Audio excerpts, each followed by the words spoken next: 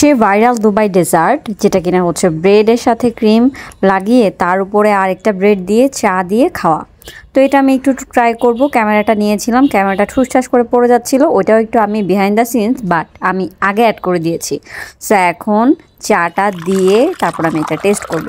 তো আসেন চলেন টেস্ট করি, আর টেস্ট করে জানি যে আসলে এটা এত হাইপ কেন। আর সবাই খেয়ে বলছিল এত মজা এত মজা, দেখি কি হয়। সো এই তো আমি নিলাম এবং সুন্দর করে সাজানোর চেষ্টা করছিলাম, যদিও হয় নাই। আপনারা ক্ষমা দৃষ্টিতে দেখবেন, আর ক্ষমা না করলেও হবে, ক্ষমা না করলে একটু গালি টালি দিয়ে যাবেন এই আর কি।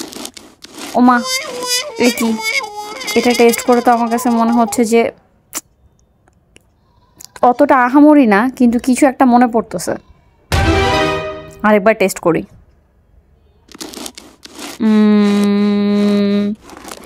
কি যেন একটা কথা মনে পড়লো।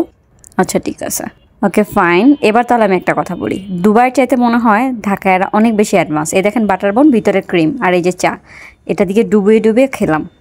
আর এটা হচ্ছে আমাদের ছোটোবেলা, যারা হচ্ছে পুরান ঢাকার এবং ঢাকার, সো তারা এই ব্যাপারটা রিলেট করতে পারবে। সো আমরা আসলে ঢাকায়রা এই দুবাইয়ের ক্ষেত্রেও অনেক বেশি অ্যাডভান্স, কারণ ছোটোবেলায় আমাদের নাস্তা, ওফ আমার নানার বাসায় গরম গরম বাটার বোন সকালবেলা আর চা।